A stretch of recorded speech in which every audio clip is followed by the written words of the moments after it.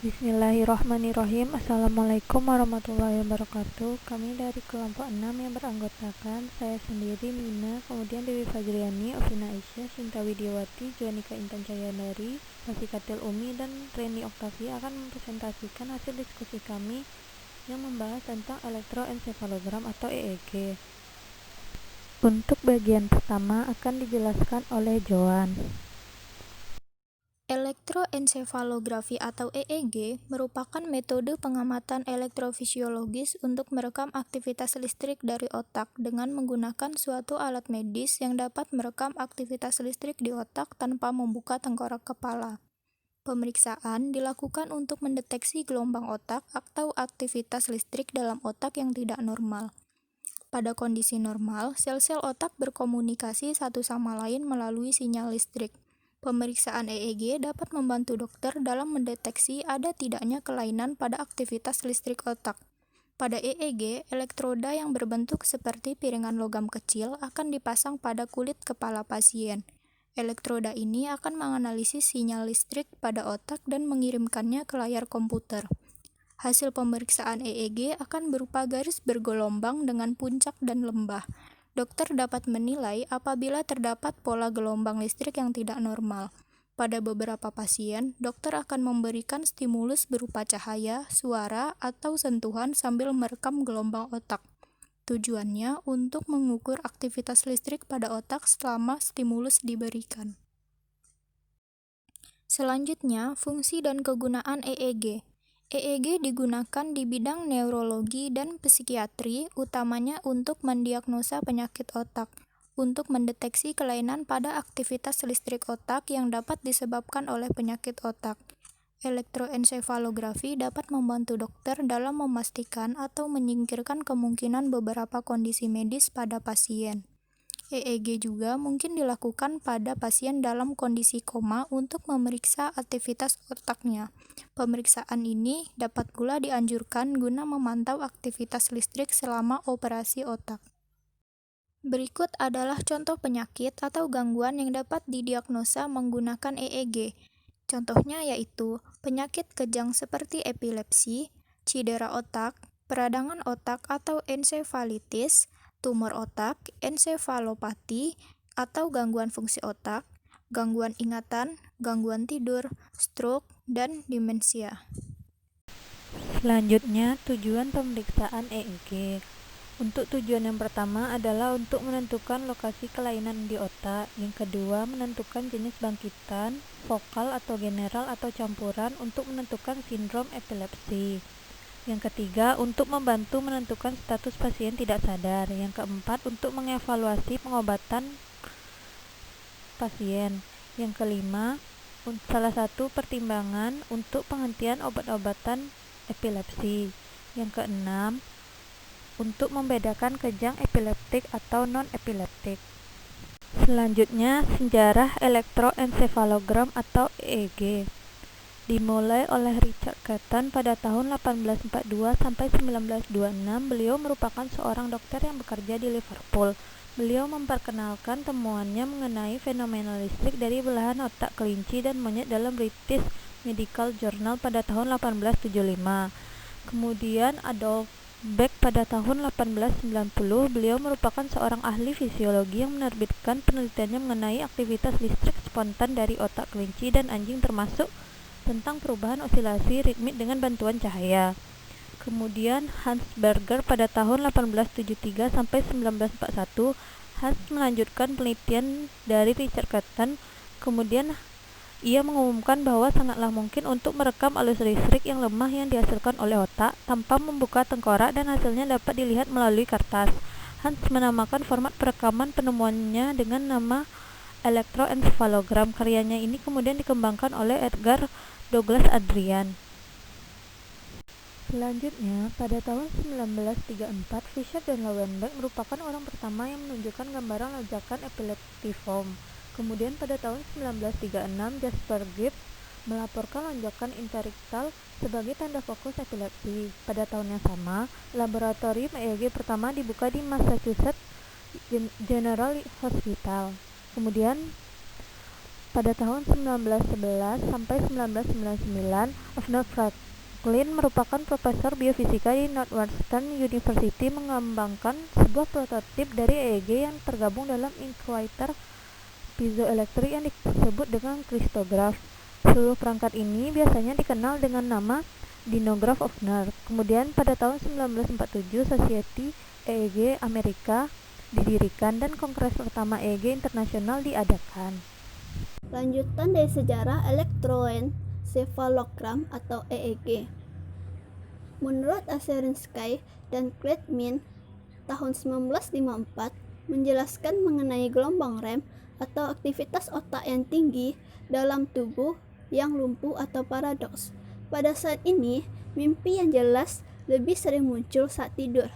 Menurut William Gray Walter, tahun 1950 mengembangkan topografi otak dengan nama toposkop. Alat ini memungkinkan untuk melakukan pemetaan aktivitas listrik di permukaan otak. Toposkop mempunyai 22 tabung sinar katoda, masing-masing di antara tabung sinar katoda itu dihubungkan ke sepasang elektroda yang dipasang ke tengkorak. Elektroda diatur di dalam suatu susunan geometri, sehingga masing-masing tabung bisa melukiskan intensitas dari beberapa irama yang menyusun EEG di dalam area otak tertentu.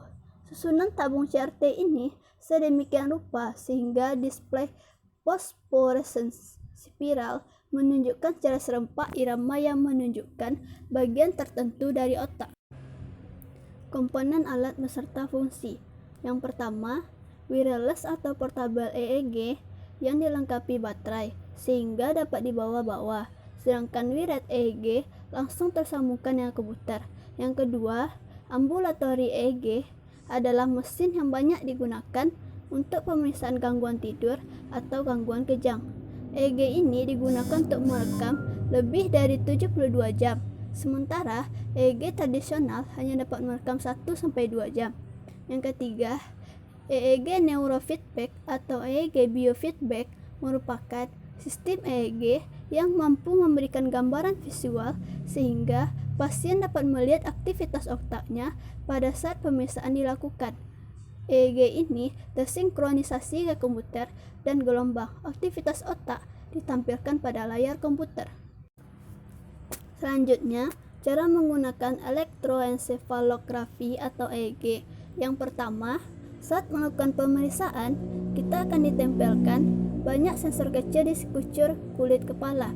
Kemudian, alat tersebut akan menampilkan aktivitas sel-sel otak dalam wujud garis-garis bergelombang pada rekaman EEG. Yang kedua, aktivitas listrik dari otak pasien direkam oleh elektroda perak yang dipasang oleh teknisi yang terlatih pada kulit kepala. Elektroda ini dihubungkan secara berpasangan di atas bagian otak yang berdekatan, sehingga arus terdeteksi oleh satu elektroda akan berbeda yang terdeteksi oleh elektroda pasangannya. Perbedaan voltase ini akan menggerakkan pena. Jika pada bagian otak bermuatan negatif, satu lagi pada bagian otak bermuatan positif, pena akan bergerak ke bawah.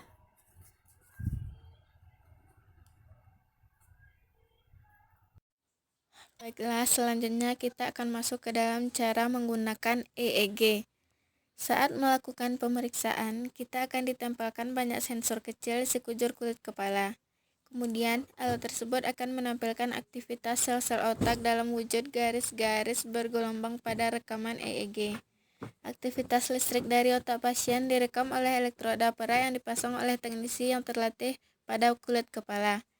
Elektroda ini dihubungkan secara berpasangan di atas bagian otak yang berdekatan, sehingga arus terdeteksi oleh suatu elektroda akan berbeda yang terdeteksi oleh elektroda pasangannya. Perbedaan voltase ini akan menggerakkan pena. Jika pada bagian otak bermuatan negatif dan satunya lagi pada bagian otak bermuatan positif, pena akan bergerak ke bawah. Dan jika situasinya terbalik, pena akan bergerak ke atas. Jika tidak ada arus dari kedua bagian otak di bawah elektroda mempunyai arus yang sama, pena akan menggambarkan garis datar. Biasanya ada 8 pena berurutan dan rangkaian akhir dari garis ini mengukur balik kekuatan fluktuasi perbedaan voltase maupun frekuensi. Dan jika seseorang tegang, EEG akan menunjukkan pola pengaktifan yang tidak sinkron dan bervoltase rendah. Meski demikian, pola ini mirip dengan pola pada orang yang tenang, yang melakukan tugas mental seperti menghitung. Dengan demikian, bila seseorang tegang ketika melakukan tes EEG, EEG hanya menunjukkan otak terangsang tetapi tidak menunjukkan apa yang merangsangnya. Selanjutnya kita akan masuk pada prinsip EEG dalam fisika. Prinsip fisika pada alat EEG adalah pada penerapan teori gelombang arus listrik, yang diantaranya yang A adalah gelombang arus listrik. Dua aspek listrikan dan magnetis dalam bidang kedokteran, yaitu listrik dan magnet yang timbul dalam tubuh manusia, serta penggunaan listrik dan magnet pada permukaan tubuh manusia. Yang kedua, gelombang arus listrik berkaitan erat dengan pemakaian listrik untuk merangsang syaraf motoris dan syaraf sensoris. Kemudian yang B adalah gelombang potensial aksi. Potensial aksi merupakan fenomena keseluruhan atau tidak sama sekali, all or none, yang berarti bahwa begitu nilai ambang tercapai, peningkatan waktu dan amplitudo dari potensial aksi akan selalu sama, dengan segala macam intensitas dari rangsangan. Potensial aksi terjadi bila suatu daerah membran saraf atau otot dapat rangsangan mencapai nilai ambang. Potensial aksi memiliki kemampuan untuk merangsang daerah sekitar sel membran untuk mencapai nilai ambang. Perambatan potensial aksi atau gelombang depolarisasi terjadi apabila terdapat perambatan potensial aksi ke segala jurusan sel membran, baik sinapsis atau hubungan antara dua buah saraf maupun neuromial junction, hubungan saraf dengan otot. Memiliki kemampuan meneruskan gelombang depolarisasi dengan cara lompat dari satu sel ke sel berikutnya, di mana gelombang potensial aksi terdiri dari gelombang potensial aksi dari akson, gelombang potensial aksi dari sel otot bergaris, dan gelombang potensial aksi dari sel otot jantung. Baik, saya akan melanjutkan materi tentang prinsip fisika pada alat. Prinsip lainnya ialah isyarat listrik tubuh, di mana isyarat listrik tubuh ini merupakan hasil perlakuan kimia dari tipe-tipe sel tertentu. Dan elektroensefalografi merupakan salah satu dari isyarat listrik tubuh ini. Lanjut ke penelitian terakhir terkait elektroensefalografi, terdapat dalam jurnal klasifikasi sinyal elektroensefalografi dengan stimuli aromatik menggunakan metode support factor machine atau SVM. Di dalam jurnal ini dijelaskan bahwa seseorang bisa mengetahui kondisi tubuh dan kualitas tidur dengan sinyal otaknya atau yang disebut dengan elektroensefalograf. Sinyal ini memiliki gelombang amplitudo dengan tegangan yang rendah, yakni pada orde mikrovolt dalam rentang 100 mikrovolt sampai 1 milivolt. Otak manusia juga menghasilkan 5 sinyal EEG, yaitu delta 0,5 sampai 4 Hz, theta 4 sampai 8 Hz, alfa 8 sampai 13 Hz, beta 13 sampai 30 Hz, dan gamma 30 sampai 50 Hz. Terkait support factor machine ini dikembangkan oleh Bowser, Guyon, dan Vapnik. Dan pertama kali dipresentasikan pada tahun 1992 di Annual Workshop on Computational Learning Theory. Dan konsep dasar SVM ini merupakan kombinasi harmonis dari teori-teori komputasi yang ada dari puluhan tahun sebelumnya, seperti margin hyperlink. Metode penelitian yang dilakukan pada penelitian ini adalah proses pemberian stimulus aromaterapi pada subjek, pengambilan data sinyal EEG, akuisisi data, pre-processing, proses ekstraksi ciri, dan pengklasifikasi SVM. Pada pemberian stimulus aromaterapi dijadikan salah satu terapi penyembuhan yang melibatkan pemakaian minyak asiri murni yang disuling dari berbagai bagian tanaman, bunga, ataupun pohon yang mengandung sifat terapi yang berlainan. Dari banyak macam jenis aromaterapi seperti lemon, basil, orange blossom, lavender, dan lainnya, pada penelitian ini mengambil aromaterapi lavender dan sandalwood. Pada metode penelitian akuisisi data merupakan suatu data hasil dari pengukuran sinyal elektrik dari perangkat ukur yang kemudian data dimasukkan ke komputer untuk diproses. Proses dari akuisisi melibatkan proses pengambilan sinyal dan mengolahnya untuk memperoleh informasi. Lalu selanjutnya pada tahap pre-processing, sinyal akan melewati proses cutting dan filtering. Sedangkan pada tahap ekstrak ciri akan dilakukan metode Dirichlet, wavelet transform, dan fast Fourier transform. Pada DWT digunakan untuk memisahkan data menjadi beberapa komponen yang berbeda dan mempelajari tiap-tiap komponen sesuai dengan resolusi yang tepat. Sedangkan pada FFT digunakan untuk kompresi sinyal yang diuraikan dari sinyal dengan interval waktu dan komponen frekuensi. Lalu terakhir pengklasifikasi SVM. Fitur data yang dihasilkan dari tahap pre-processing berupa amplitudo dan frekuensi. Pada tahap amplitudo dan frekuensi yang diperoleh diklasifikasi menggunakan metode SVM. Hasil dari klasifikasi tersebut terbagi atas dua kelompok, yaitu 0 dan 1. Untuk hasil klasifikasi bernilai 0 menunjukkan sampel tidak terklasifikasi, sedangkan untuk yang nilainya 1 menunjukkan sampel data tersebut terklasifikasi. Kesimpulan dari penelitian ini yang pertama, tanpa stimulus dapat diketahui kualitas tidur secara normal. Lalu yang kedua, dengan penelitian aromaterapi lavender, diketahui bisa membuat tidur seseorang lebih nyenyak, serta dapat meningkatkan kualitas tidur. Sedangkan dengan aromaterapi sandalwood, tidur akan kurang nyenyak dikarenakan bau dari aromaterapi sandalwood ini sangat menyengat dan mengganggu. Selanjutnya, berdasarkan hasil klasifikasi yang dilakukan, tidur tanpa menggunakan aromaterapi maupun dengan aromaterapi lavender akan mengalami tidur yang ringan. Sedangkan jika menggunakan aromaterapi sandalwood, diperkirakan akan mempengaruhi kualitas tidur yang tidak mengalami tidur pulas. Lalu yang terakhir, metode SVM dapat diterapkan untuk melihat kenyamanan terhadap tidur menggunakan aromatik dan non-aromatik.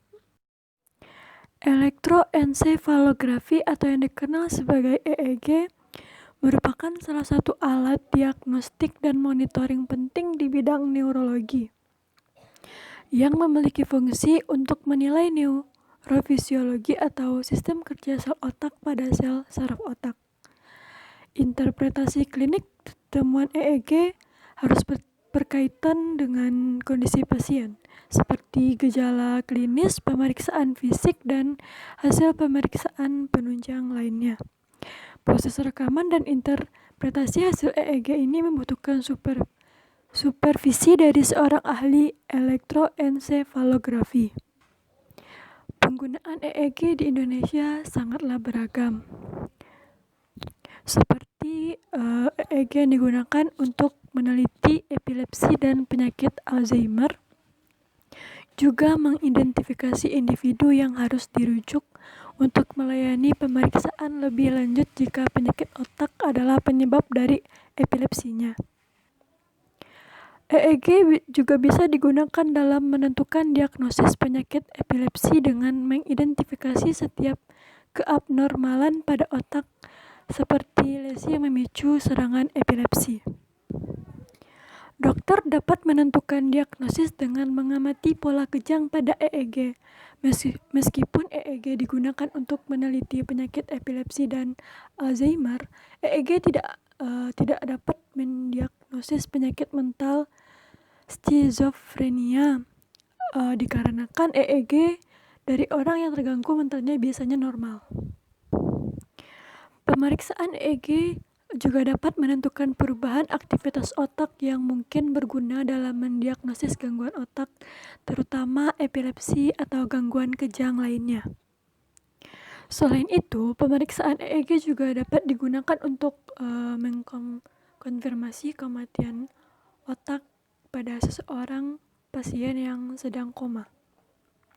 Pemeriksaan EEG berkelanjutan digunakan untuk membantu menemukan tingkat anestesi yang tepat untuk seseorang yang koma dan diinduksi secara medis.